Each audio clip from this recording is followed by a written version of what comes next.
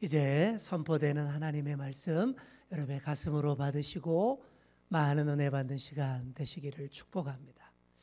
우리 한국인들이 사랑하는 시인 중에 우리 윤동주 시인이 있습니다. 다들 아시죠? 독실한 우리 그리스도인이었습니다. 좋은 믿는 신앙의 가정에서 믿음으로 잘 자랐던 그런 엘리트 청년이었죠. 우리 윤동주 시인의 대표적인 시 서시 다들 아실 거예요. 처음에 어떻게 시작합니까? 죽는 날까지 하늘을 우러러 한 점 부끄러움이 없기를 잎새에 이는 바람에도 나는 괴로워했다. 이 정도는 다 알아라고 말씀하시죠. 널리 알려진 유명한 명시입니다. 하늘을 우러러 한 점 부끄러움이 없기를 추구하는 삶은 사실 너무나 어려운 삶, 거의 불가능에 가까운 삶이라고 할 수 있어요. 진짜 안 되기 때문에 윤동주 시인도 잎새에 이는 바람에도, 작은 바람에도 떨면서 괴로워했다라고 노래하고 있지 않습니까? 내가 이것밖에 안 되나 하는 자괴감으로 몸서리치며 전율했다라는 얘기죠. 자, 그래도 하늘을 우러르며 부끄러워할 줄도 알고 괴로워할 줄도 아는 사람이 양심을 따라 사는 인생입니다. 이런 거 전혀 없이 그냥 나는 한 점 부끄러움 없어 막 함부로 큰 소리 치는 분들이 있는데 그런 분들은 보면 정말 양심에 뭐가 낀 것 같고 정말 뻔뻔한 사람처럼 보일 때가 있습니다. 오늘 본문에 보시면 정말 양심을 따라 살아온 사람의 고백도 나오고요. 양심도 없이 뻔뻔하게 소리치는 사람도 나옵니다. 드디어 바울이 정식 재판정에 섰습니다. 공회 앞에 섰다라고 되어 있는데 이 공회가 어떤 공회냐 하면 유대인들의 최고 의결기관인 산헤드린 공회입니다. 무슨 공회라고요? 산헤드린 한번 기억해 놓으시면 좋습니다. 이스라엘을 이끄는 각 계층의 최고 지도자들 71명이 공회원이 되어서 중요한 문제를 의결하고 종교재판도 판결을 내리는 그런 공회가 산헤드린 공회입니다. 예전에 베드로를 비롯한 여러 사도들도 이 산헤드린 공회에 서서 아주 쓴맛을 본 경험들이 있는데 드디어 바울도 뒤늦게 사도가 된 바울도 이 공회 재판정에 서게 된 거예요. 피고인 신분으로 혼나기 위해서 이 자리에 선 것인데 오히려 공회원들을 바라보는 바울의 눈빛이 당당합니다. 바울의 눈에는 오히려 이 공회의 대표들이 구원의 진리도 모른 채 죽어가는 불쌍한 영혼들로 보였기 때문입니다. 그 시선으로 당당하게 변론을 시작합니다. 자, 우리 1절 말씀 보시기 바랍니다. 바울이 공회를 주목하여 이르되 여러분 형제들아 오늘까지 나는 범사에 양심을 따라 하나님을 섬겼노라 하거늘. 바울이 이 자리에 선 이유가 뭐 때문이라고요? 양심을 따라 하나님을 섬겼기 때문이다. 이렇게 말하는 거예요. 정말 그렇습니다. 바울은 다메섹 도상에서 예수님을 만난 이후 하나님과 예수님 관계를 새롭게 정립하게 되었습니다. 그때부터 오로지 양심을 따라 하나님을 섬기는 삶을 살았어요. 오로지 복음을 위해 살았습니다. 복음을 전할 때에 대가를 바라지도 않았고 자신의 출세와 성공을 그 길을 추구하지도 않았습니다. 오로지 복음으로 말미암아 살았던 바울의 삶, 그 여정이었던 것이죠. 하늘을 우러러 어떻게 한 점 부끄러움이 없을 수 있겠냐마는 그래도 주님 보시기에 부끄럽지 않으려고 최선을 다한 삶. 그래서 이렇게 표현한 거예요.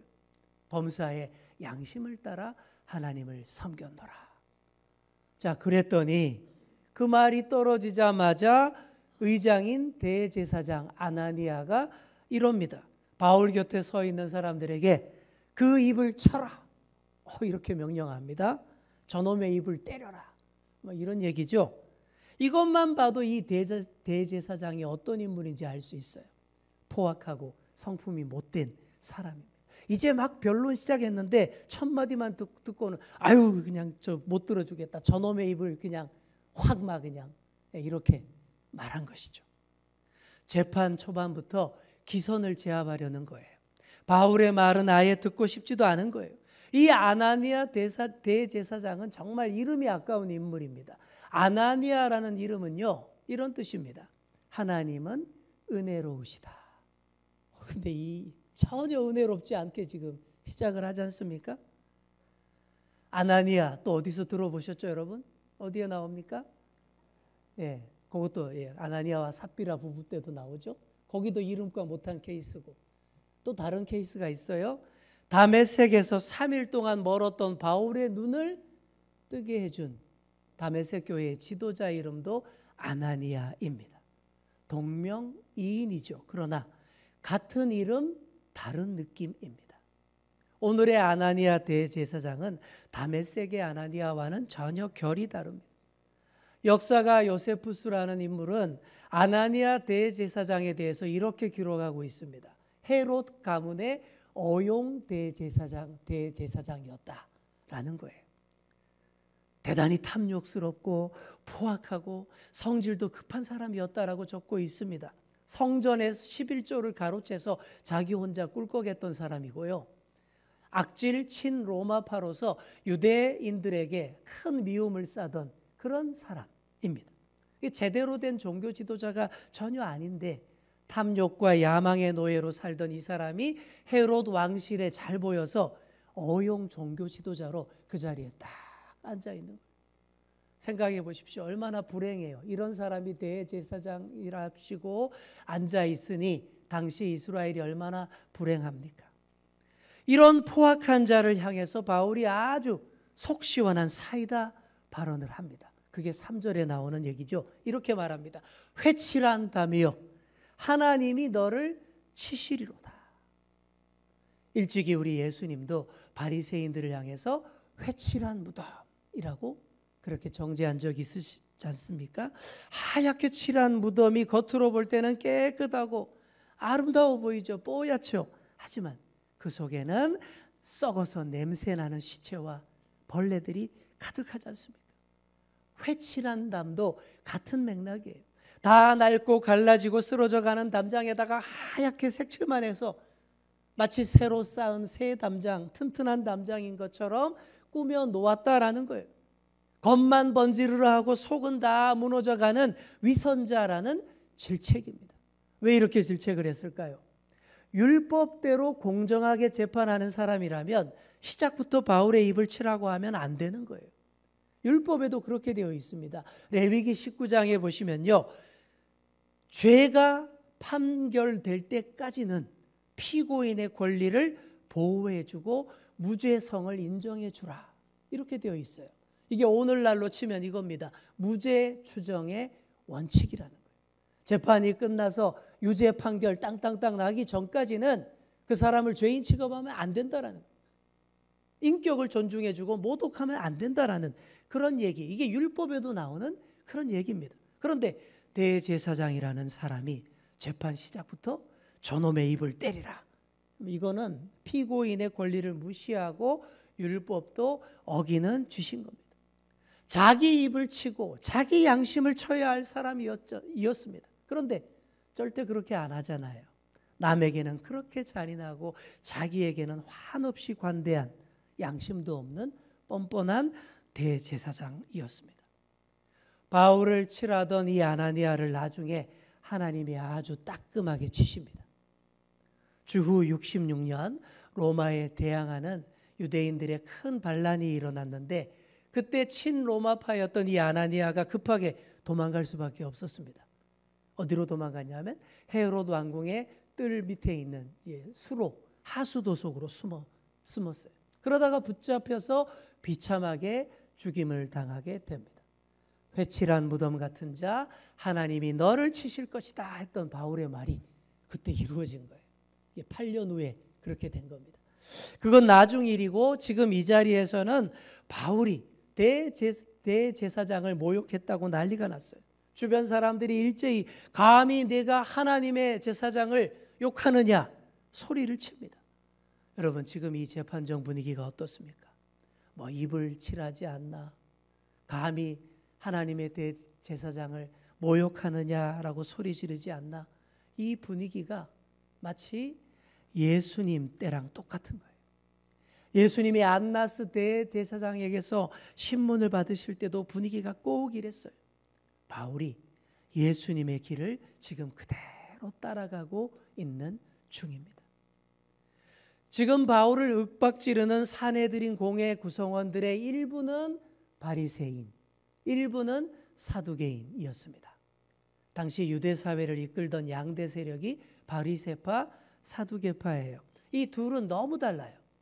먼저 사두개파는 이스라엘 사회를 이끌던 종교 귀족, 정치 귀족으로 가진 것 많은 그런 기득권 세력이었습니다. 근데 이들의 문제가 뭐냐 하면요, 사두개파는 천사나 사탄, 마귀 등의 영적 세계 인정하지 않습니다. 내세를 인정하지 않았습니다. 이 땅에서 모든 부와 정치 권력, 종교 권력까지 다 가졌으니 죽음 이후에 대해서는 전혀 관심도 없는 거예요. 부활도 영생도 믿지 않았고 영적 존재인 천사도 그런 거 없다라고 주장하던 바리새파였습니다. 아니, 사두개파였습니다. 자, 이런 사람들이 종교를 어떻게 생각할까요? 살아있을 때에 내 몸과 내 마음에 유익한 종교만을 추구하는 거예요. 내게 이익을 가져다 주는 그런 종교만을 바라고 죽음 이후에는 관심도 없습니다. 자기들 밥그릇 지키는 데에만 관심이 많아서 서민 대중들을 억누릅니다. 그리고 이권 추구를 위해서 거룩한 하나님의 성전과 예배까지도 다 상품화 시킵니다. 돈 되는 쪽으로 몰고 갔다라는 것이죠. 그래서 예루살렘 성전이 강도의 소굴이 되었던 거예요. 거룩해야 할 성전에서 제물로, 희생 제물로 드릴 동물들을 파는 상인들의 그 흥정 소리, 그리고 성전세를 환전해주는 환전상, 수수료 중간에서 챙기는 그 비리 환전상들의 소리치는 소리, 이런 것들로 성전을 소란하게 만들었던 장본인들이 바로 이들인 것이죠. 반면에 바리새파는 어떻습니까? 부활도 믿고 영적인 세계, 천사의 존재도 다 인정했어요. 그런데 너무 거룩과 경건을 강조하다 보니까 분리주의자들이 됐습니다. 바리새라는 말부터가 히브리어로 파라시라는 단어에서 나온 말인데 분리된 자, 이런 뜻이에요. 모세의 율법과 유대 전통을 엄격하게 지키는 자들이었습니다. 그러다 보니 율법과 전통을 안 지키는 자들, 가난한 사람들을 경멸했고 죄인들, 이방인들, 세상 자체를 다 더럽게 여겼습니다. 더러운 세상 가운데서 혼자 독야청청, 그걸 부르짖었죠. 스스로 자가격리를 시키며 살아가는 그런 바리새파였습니다. 바울이 이 둘 사이를 파고들기로 결심을 했습니다. 자, 여러분, 바울은 어느 파에 속하죠? 원래 바리새파 출신입니다. 바울이 바리새파 출신이에요. 그 자리에서 그 사실을 선포를 합니다. 우리 6절 말씀 같이 한 번 더 보시겠습니다. 바울이 그중 일부는 사두개인이요 다른 일부는 바리새인인 줄 알고 공회에서 외쳐 이르되 여러분 형제들아, 나는 바리새인이요 또 바리새인의 아들이라. 죽은 자의 소망 곧 부활로 말미암아 내가 신문을 받노라. 자, 우리 말씀 계속 띄워주시고요. 자, 여기 보시면 무슨 얘기입니까? 나는 바리새인 집안에서 태어나 철저한 바리새파의 훈련을 받고 자란 뼛속까지 바리새인이다. 그 얘기죠. 앞부분은. 자, 그리고 끝부분을 보십시오. 죽은 자의 소망 곧 부활 때문에 내가 이 자리에 서서 재판을 받는다. 여러분, 오늘 이 6절 끝부분이 오늘 말씀의 핵심입니다. 여러분, 원래 죽은 자에게 소망이 있습니까? 없습니까? 원래는 죽으면 소망이 없죠. 죽으면 끝이라고 믿는 현세주의자들에게 죽음은 절망일 뿐입니다. 영원한 이별일 뿐입니다. 우리나라가 유교 문화권에 속해 있습니다. 유교가 철저한 현세주의 종교입니다. 그래서 유교에는 내세 사상이 아주 희박해요. 이게 사두개파랑 아주 비슷한 거예요. 이 땅에서의 삶이 중요하지 죽음 이후는 얘기할 필요도 없다라는 것이 유교의 기본 입장이에요. 근데 그러다 보니까 막상 죽음 앞에 서면 너무 절망적인 겁니다. 죽어봐야 안다라는 거죠. 너무 절망적인 거예요. 그래서 어떻게 됩니까? 전통 유교의 장례식장 가면 아이고 아이고 이게 애곡하는 소리로 가득하잖아요. 영원한 절망이고 영원한 이별이다. 이것만 표현하는 거예요. 그러다 보니까 너무 소망이 없는 거예요. 죽음 앞에서. 그래서 어떻게 됩니까? 조상 제사를 강조하게 된 거예요. 죽은 조상이 제사 지낼 때 찾아오신다라는 조상 제사를 강조해서 내세 신앙을 이렇게 조금 이렇게 가미하게 된 것입니다. 또한 평소에는 유교의 가르침을 따라 살다가도 유교의 도덕 철학을 따르다가도 죽게 되면 다들 어디로 갔나요? 다들 절에 가는 거예요. 옛날 그랬습니다. 우리 조상 민중들이 평소에 살 때는 유교 철학과 도덕 윤리를 따라 살다가도 죽게 되면 절에 가는 거예요. 왜 그랬을까요? 불교에는 확실한 내세 사상인 윤회 사상이 있기 때문입니다. 여러분 윤회 아시죠? 예, 그거예요. 자, 그런데 윤회는요 원래부터 불교 교리가 아닙니다. 원래는 힌두교의 교리입니다. 석가모니가 시작한 초기 불교에는 그런 내세 사상이 아예 없었습니다. 그런데 죽음 앞에서 소망이 전혀 없으니 너무 허무한 거예요. 그래서 석가모니의 후대 제자들이 힌두교의 윤회 교리를 받아들인 것이죠. 다음 생에 더 좋은 존재로 다시 태어날 수 있도록 착하게 살고 죽을 때도 너무 슬퍼 말자. 이렇게 되었다라는 것이죠. 자, 여러분 이게 다 무슨 얘기일까요? 누구나 죽음 앞에서는 한없이 작아질 수밖에 없다. 이런 얘기입니다. 정말 죽은 자에게, 죽어가는 자에게 소망이 정말로 필요하다라는 거예요. 그런데 우리에게는 죽은 자의 소망이 아주 확실합니다. 여러분, 우리의 소망이 무엇입니까? 부활입니다. 우리의 죽은 자의 참 소망은 부활입니다. 이제 사순절 고난주간 지나면 부활절이에요. 예수님께서 십자가 죽음을 이기시고 부활하셔서 우리에게 부활의 소망을 주신 그날입니다. 그날을 향해 우리가 지금 다가가고 있는 거예요. 자, 우리 옆에 계신 분께 한번 이렇게 말해 주겠습니다. 죽은 자의 참 소망은 부활입니다. 예, 잠에서도 깨어나시고 부활하시고. 예. 자, 바울이 이 공회에 선 것도 부활하신 예수님을 만났기 때문입니다. 다메섹 도상에서 강렬하게 예수님이 만나 주셨잖아요. 그 만나 주신 예수님도 부활하신 예수님이셨습니다. 다른 사도들은 살아생전에 예수님도 알고 부활 이후에 예수님도 아는데 뒤늦게 사도가 된 이 바울은요, 살아생전에 예수님 몰라요. 부활하신 예수님만 압니다. 다메섹 도상에서 만난 거예요. 죽었다 3일 만에 부활하신 예수님이 바울을 만나 주셨을 때에 바울도 3일 만에 다시 눈을 번쩍 뜨고 오로지 부활의 소망을 전하는 사람이 된 줄 믿습니다. 복음의 핵심이 부활이기 때문에 우리의 죄를 위해 십자가에 죽으셨다가 부활하신 예수님을 믿을 때에 우리도 죽음 이후에 부활한다라는 것, 이것이 죽은 자의 참 소망입니다. 이 부활신앙 때문에 바울이 지금 재판받고 있는 거예요. 이 사내들인 공회에서도 예수님의 부활을 전하고자 하는 마음 굴뚝 같습니다. 그래서 바리새인과 사두개인 가운데에 뜨거운 감자를 던진 거예요. 폭탄을 던진 겁니다. 내가 바리새인인데 부활신앙 때문에 여기 이 자리에 서게 됐다. 이렇게 선포한 거예요. 자, 그랬더니 재판 분위기가 그때부터 확 달라집니다. 분위기가 완전 달라져요. 처음에는 하나같이 바울을 어떻게 죽이려고 그냥 으르렁대던 사람들이 갑자기 바리새파, 사두개파로 딱 갈라져서 경론을 벌입니다. 왜요? 사두개파는 부활도 없고 천사도 없고 영도 없다, 그렇게 믿는 사람들이고, 바리새파는 다 있다라고 주장하는 사람들이기 때문인 것이죠. 바울이 바리새파 출신이라는 것을 안 바리새파가 바울의 편을 듭니다. 갑자기 9절 말씀 보시면요, 급기야 바울은 죄가 없다고까지 말을 해요. 아우, 진짜 영적인 존재 예수의 영이나 천사가 와서 이 사람에게 그렇게 말했다면 이 사람도 어찌할 수 없지 않냐, 그렇게 얘기를 하죠. 그랬더니 또 사두개파 그럽니다. 천사가 어디 있어? 그런 게 어디 있어? 몸이 허해서 헛것을 봐놓고는 엉뚱한 소리야. 이제 재판이고 뭐고 없어졌어요.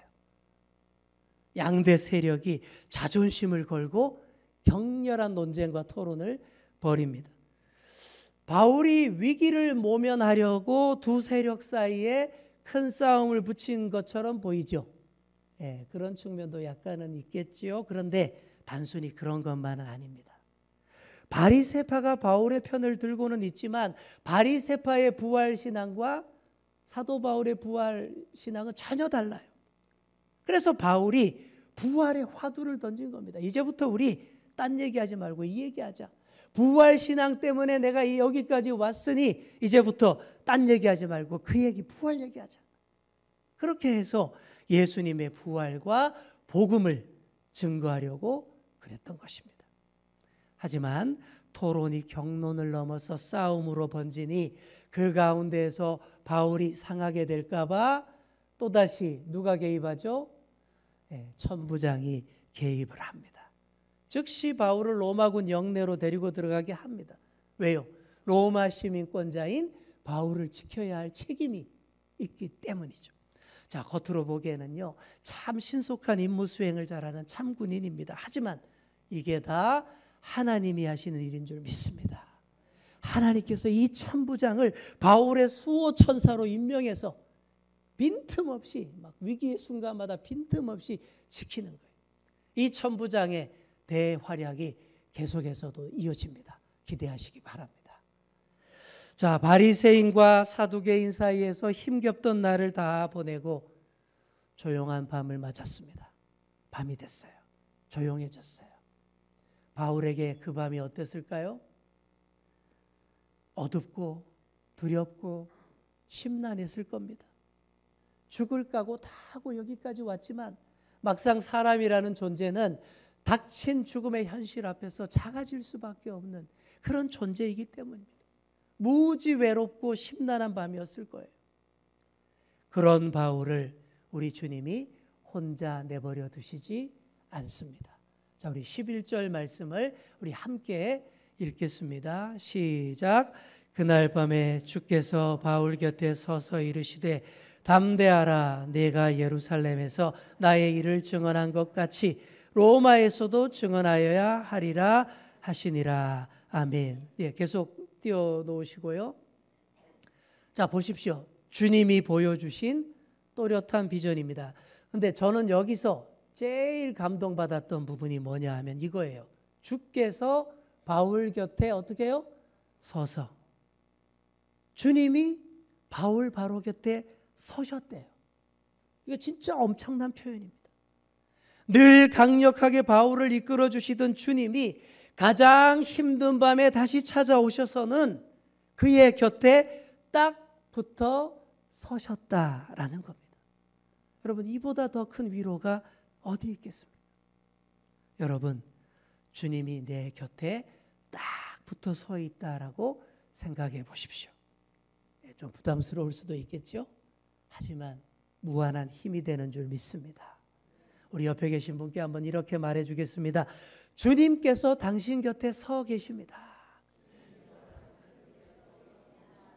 네, 실제 지금 바로 여러분 옆에 앉아 계실 수도 있습니다. 네, 그렇게 생각하셔 보시기 바랍니다. 정말 이렇게 생각하며 한번 살아보시는 여러분 되시기 바랍니다. 저도 어느 선배 목사님의 조언에 따라서 가끔씩 강단에 올라올 때 그럽니다. 잠시 멈추고 속으로 주님 먼저 올라가시지요. 네, 오늘도 그랬습니다.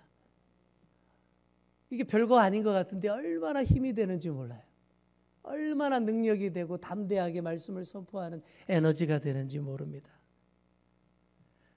옆에 서 계시기만 해도 힘이 되시는 우리 주님이 바울더러 이런 격려의 메시지를 주십니다. 11절 끝쪽에 보시면 이거를 쉽게 요약하면 이거예요. 힘내. 너 여기서 안 죽어. 반드시 로마까지 갈 거야. 자, 우리 한번 따라해 볼까요? 힘내. 너 여기서 안 죽어. 반드시 로마까지 갈 거야. 그 얘기입니다. 주님께서 반드시 그렇게 하시겠다라는 의지의 표현인 거예요.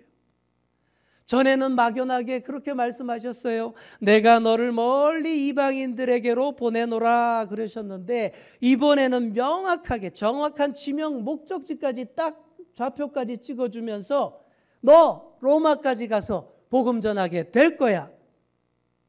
얼마나 힘이 났겠습니까?